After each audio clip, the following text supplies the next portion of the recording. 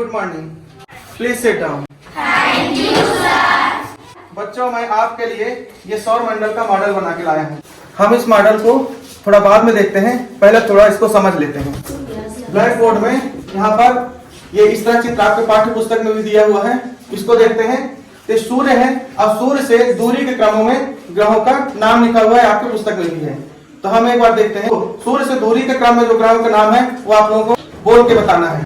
तो सूर्य से सबसे पास का ग्रह बुध, उसके बाद शुक्र, उसके बाद पृथ्वी, उसके बाद मंगल, उसके बाद बृहस्पति, इसके बाद शनि, इसके बाद अरुण, इसके बाद वरुण, इसके बाद यम।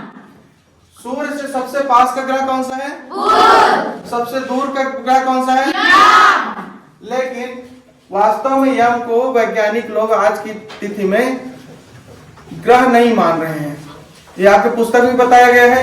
क्यों नहीं मान रहे हैं उसका कारण ये है, यम एक ऐसा ग्रह है सूर्य के चारों ओर ये भी अपने परिपथ में परिक्रमा कर रहा है, लेकिन इसका आकार गोल नहीं है, बहुत छोटा है। इसके कारण इसको, और ये अपने परिपथ में गोल भी नहीं जाता, इसका सबका परिपथ गोलाकार है, ये इधर उधर घूमते हुए जाता है, इसलिए इसको नहीं माना जाता। तो इसको हम छोड़ देंगे। तो कितने ग्रह हमारे पास है? 8। सूर्य से सबसे दूरी का ग्रह कौन सा है? वरुण। इनमें किस ग्रह में जीवन है? पृथ्वी। सूर्य से पृथ्वी तक प्रकाश की किरण आने में 8.5 मिनट का समय लगता है। ठीक है, इस अनुसार पृथ्वी से सूर्य की दूरी है लगभग 15 करोड़ किलोमीटर। कितना है? 15 करोड़ किलोमीटर। और सूर्य से जो प्रकाश की किरण चलती है, प्रकाश की किरण जो चलती है उसकी गति होती है 3 लाख किलोमीटर प्रति सेकंड। कितना? 3 लाख किलोमीटर प्रति सेकंड। ठीक है, तो इस हिसाब से हम देखते हैं तो हमारे सौर मंडल में 8 ग्रह है और एक सूर्य है, इसको मिला के हमारा ये सौर मंडल कहलाता है। अब हम देखते हैं इस मॉडल को।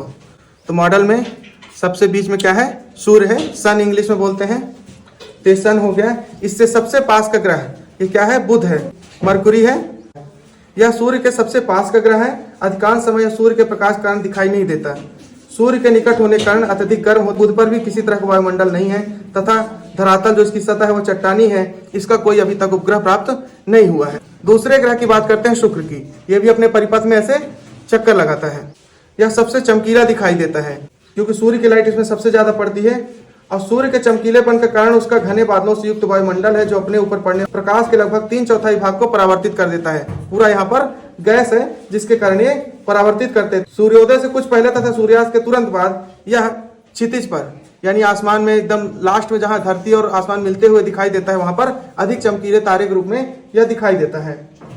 यह तारा नहीं है लेकिन फिर भी इसकी चमक के कारण इसको भोर का तारा या शाम का तारा कहा जाता है। शुक्र का भी अपना कोई उपग्रह नहीं है। तीसरे क्रम का ग्रह पृथ्वी है जो हम जिस पे रहते हैं। इस पृथ्वी की अगर बात करते हैं तो तीसरा ग्रह है।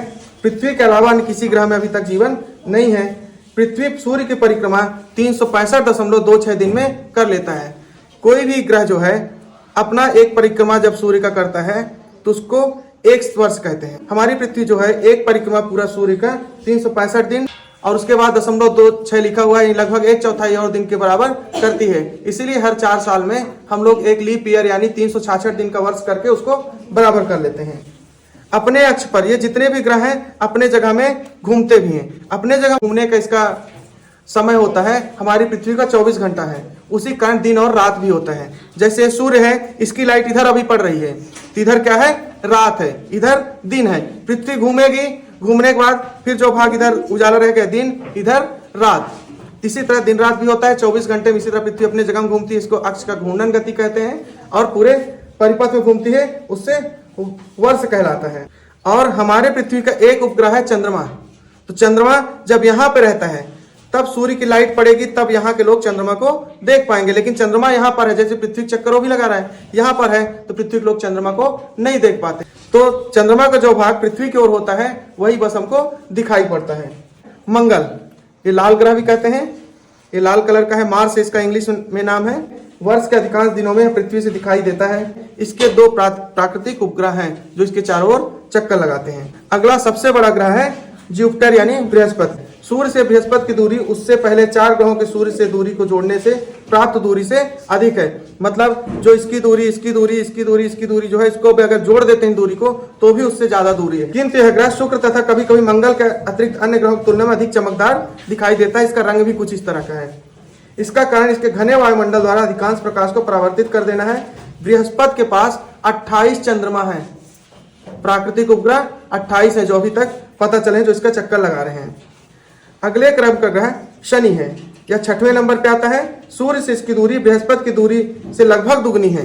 मतलब जितना ये बृहस्पति है उससे दुगनी दूरी पे है सैटर्न। अधिक ठंडा है क्योंकि सूर्य से जितनी दूरी होते जाएंगे सब ग्रह वो अधिक ठंडे होते जाएंगे। इसके चारों ओर पाए जाने वाले 3 वलयों के कारण ये वलय जो दिखाई दे रहा है यह अन्य ग्रहों से अधिक सुंदर दिखाई देता है। इन वलयों को दूरबीन की सहायता से देखा जा सकता है। शनि के ज्ञात उपग्रहों की संख्या 30 है। मतलब इसके चारों ओर 30 चंद्रमा घूम रहे हैं। यह यूरेनस इसके बाद आता है। दूरबीन की सहायता से खोजा गया पहला ग्रह है। सूर्य की इसकी दूरी शनि से सूर्य की दूरी के लगभग दोगुनी है। इसके ज्ञात उपग्रहों की संख्या 21 है। इसके चारों ओर 21 चंद्रमा घूम रहे हैं एक तरह से। वरुण, अरुण के बाद आता है वरुण। ये है वरुण, नेपच्यून। सूर्य से दूरी के क्रम में 8वां ग्रह है। इसके उपग्रहों की संख्या 8 है। सूर्य से अधिक दूरी के कारण यह ठंडा है। इसके बाद आता है प्लूटो का नंबर। इसको हम हिंदी में यम बोलते हैं, लेकिन इसको ग्रहों की बिरादरी से बाहर कर दिया गया है। सभी ग्रहों की तुलना में सूर्य से सर्वाधिक दूरी पर, सूर्य से पृथ्वी की दूरी जो है उसमें भी जो 15 करोड़ किलोमीटर, उसमें भी अगर 39.5 का गुणा कर देंगे तब इसको दूरी पता चलती है। इतना दूर है और यह बहुत छोटा है। सूर्य से प्रकाश यहाँ से यहाँ तक प्रकाश पहुंचने में 32 घंटा लगता है और सूर्य से पृथ्वी तक आने में 8.5 मिनट लगता है। अब प्रकाश की गति कितना बताए हैं? 3 लाख किलोमीटर प्रति सेकंड। कई वर्षों से प्लूटो को ग्रह माने जाने पर विवाद चलता रहा। में 24 अगस्त 2006 को अंतर्राष्ट्रीय खगोल विज्ञान संघ की चेकोस्लोवाकिया में बैठक हुई, जिसमें ग्रह के लिए कुछ परिभाषाएं तय कर दी गई। ग्रह किसको माना जाएगा? जो सूर्य के चक्कर लगाता है। तो सभी सूर्य के चक्कर लगाते हैं, ये भी चक्कर लगाता है। जिसमें इतना द्रव्यमान हो कि गुरुत्वाकर्षण के कारण आकार गोल हो। तो गुरुत्वाकर्षण कारण सबके आकार गोल है, लेकिन इसका आकार गोल नहीं है। ये कुछ ओवल शेप या अंडाकार शेप में है। जिसका परिक्रमा पथ साफ हो। सबका परिक्रमा पथ गोल है, लेकिन ये परिक्रमा पथ गोल गोल चलते चलते इधर उधर विचलित होता है। जिसमें अन्य खगोलीय पिंड मौजूद न हो। प्लूटो सूर्य का चक्कर अवश्य लगाता है, परंतु छोटा और कम द्रव्यमान होने के कारण पूर्णतः गोल नहीं है। दीर्घ वृत्ताकार लगभग अंडाकार कक्षा में चक्कर लगाने के दौरान यह नेपच्यून की कक्षा काटते हुए भीतर चला आता है। इसके अलावा अन्य ग्रह लगभग एक ही तल में सूर्य की परिक्रमा करते हैं, जबकि प्लूटो इनसे लगभग 17 अंश का कोण बनाता है। इन सब कारणों से इसे ग्रहों की बिरादरी से बाहर कर दिया गया है और इसे वामन ग्रह का दर्जा भी दिया गया है। वामन ग्रह इसको बोलते हैं। तो ये अपने परिपथ में जो घूमते हैं उसको कुछ इस तरह से समझ सकते हैं। सभी ग्रह सूर्य के चारों ओर परिक्रमा लगाते हैं। ये मॉडल कुछ इसी तरह बता रहा है। यहाँ पर हम देखेंगे सभी के परिपथ इसमें बने हुए हैं। सौरमंडल का बीच में सूर्य है। सूर्य भी अपनी जगह पे घूमता रहता है। सभी जो खगोलीय पिंड है, जितने भी ग्रह सूर्य की परिक्रमा करते हैं। हम इससे अपने समाज में भी कुछ सीख सकते हैं। सौरमंडल के सभी ग्रह बिना किसी को रुकावट पैदा किए, बिना किसी अवरोध के अपने जगह पे घूमते रहते हैं। उसी तरह हमारा भी व्यवहार होना चाहिए कि हम भी अपने रास्ते पे चलते रहें, आगे बढ़ते रहें और किसी तरह का अवरोध, किसी के लिए रुकावट पैदा ना करें। तो आज के क्लास में हम लोगों ने सौरमंडल के बारे में पढ़ा। तो एक बार आप लोग बताओगे सौरमंडल का सबसे पास का ग्रह कौन सा है? सबसे दूर का? और किसमें जीवन है? सूर्य से पृथ्वी तक प्रकाश की किरण कितने समय में पहुंचती है? प्रकाश की गति कितनी होती है? 3 लाख किलोमीटर प्रति सेकंड। तो इस क्लास को यहीं पर समाप्त करते हैं। थैंक यू वेरी मच बच्चों। Thank you sir.